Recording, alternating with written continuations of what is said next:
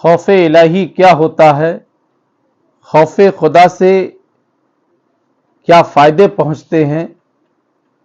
آئیے اس کو ہم باغور سماعت کرتے ہیں۔ جو کتاب ہم پڑھنے جا رہے ہیں، یہ کتاب حضرت محمد غزالی رحمۃ اللہ تعالی علیہ نے تحریر فرمائی ہے، جس کتاب کا نام ہے مقاصفۃ القلوب۔ اس میں ایک احادیث پاک درج ہے۔ کیا درج ہے؟ کہ جب کوئی بندہ خوف الہی سے کانپتا ہے، جب کوئی بندہ خوف الہی سے کانپتا ہے تو اس کے گناہ اس کے بدن سے ایسے جھڑ جاتے ہیں جیسے درخت کو ہلانے سے اس کے پتے جھڑ جاتے ہیں۔ قرآن مقدس میں درج ہے ھدی للمتقین، ہدایت ہے ڈرنے والوں کے لیے۔ اللہ تعالیٰ کن بندوں کو ہدایت فرماتا ہے؟ تو قرآن فرماتا ہے ھدی للمتقین، ہدایت ہے ڈرنے والوں کے لیے۔ جو اللہ کا خوف رکھتے ہیں، اللہ سے ڈرتے ہیں، اللہ کے خوف میں اپنی زندگی گزارتے ہیں، اللہ انہیں ہدایت عطا فرماتا ہے۔ اور جب اللہ تعالیٰ کسی بندے کو ہدایت فرما دیتا ہے تو وہ دنیا میں بھی کامیاب ہوتا ہے اور آخرت میں بھی کامیاب ہوتا ہے۔ آئیے کیسے کامیاب ہوتا ہے؟ مقاصفۃ القلوب کے ذریعے سے سمجھیے کہ ایک نوجوان، حکایت ہے، بہت پیاری حکایت ہے۔ ایک نوجوان ایک عورت کی محبت میں مبتلا ہو گیا۔ وہ عورت کسی قافلہ کے ساتھ باہر کے سفر پر روانہ ہو گئی۔ جوان کو جب معلوم ہوا تو وہ بھی قافلہ کے ساتھ چل پڑا۔ جب قافلہ جنگل میں پہنچا تو رات ہو گئی۔ رات کو انہوں نے وہیں پڑاؤ کیا۔ جب سب لوگ سو گئے تو وہ نوجوان چپکے سے اس عورت کے پاس پہنچا اور کہنے لگا، میں تجھ سے بے انتہا محبت کرتا ہوں اور اسی لیے میں قافلہ کے ساتھ آ گیا۔ عورت بولی، جا کر دیکھو کوئی جاگ تو نہیں رہا ہے۔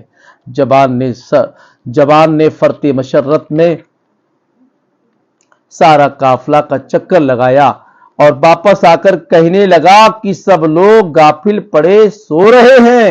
عورت نے پوچھا، اللہ تعالیٰ کے بارے میں تیرا کیا خیال ہے؟ کیا وہ بھی سو رہا ہے؟ جوان بولا، اللہ تو نہ کبھی سوتا ہے نہ ہی اسے کبھی اونگ آتی ہے۔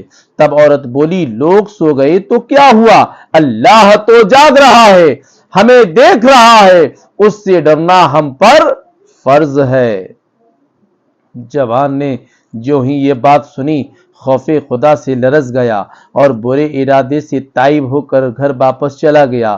کہتے ہیں کہ جب وہ جوان انتقال فرما گیا تو کسی نے اسے خواب میں دیکھ کر پوچھا، بتاؤ کیا گزری؟ جوان نے جواب دیا، میں نے اللہ تعالیٰ کے خوف سے ایک گناہ کو چھوڑا تھا، اللہ تعالیٰ نے اسی سبب سے میرے تمام گناہوں کو بخش دیا۔ حضرت عمر فاروق رضی اللہ تعالیٰ عنہ فرماتے ہیں، یوں عرض کرتے ہیں اور اللہ کی بارگاہ میں اپنا عریضہ یوں پیش کرتے ہیں کہ اے اللہ، کاش میں تنکا ہوتا۔ کبھی یہ کہتے، کاش میری ماں نے مجھے پیدا ہی نہ کیا ہوتا۔ خوف خدا سے آپ اتنے لرزتے تھے کہ آپ کے چہرے پر جو آنکھوں سے آنسو کی دھار بہتی ہے، 2 کالے سیاہ نشان پڑ گئے تھے، کیونکہ آپ اللہ کے خوف سے بہت روتے تھے۔ حضور نبی کریم صلی اللہ علیہ وآلہ وسلم نے فرمایا، جو شخص خوف خدا سے روتا ہے وہ جہنم میں ہرگز داخل نہیں ہوگا، اسی طرح جیسے کہ دودھ دوبارہ اپنے تھنوں میں نہیں جاتا۔ اب دفائق الاخبار میں ہے کہ قیامت کے دن ایک شخص کو لایا جائے گا، جب اس کے اعمال تولے جائیں گے تو برائیوں کا پلڑا بھاری ہو جائے گا، چنانچہ اسے جہنم میں ڈالنے کا حکم ملے گا۔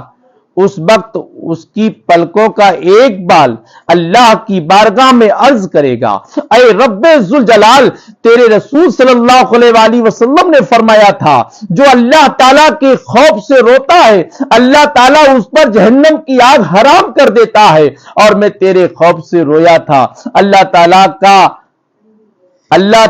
کا دریائے رحمت جوش میں آئے گا اور اس شخص کو ایک اشک بار بال کے بدلے جہنم سے بچا لیا جائے گا۔ اس وقت حضرت جبرائیل علیہ السلام پکاریں گے، فلا فن فلا، ایک بال کے بدلے نجات پا گیا۔ یا اللہ پاک ہم سبھی کو تیرے خوف میں زندگی گزارنے کی توفیق و رفیق عطا فرما۔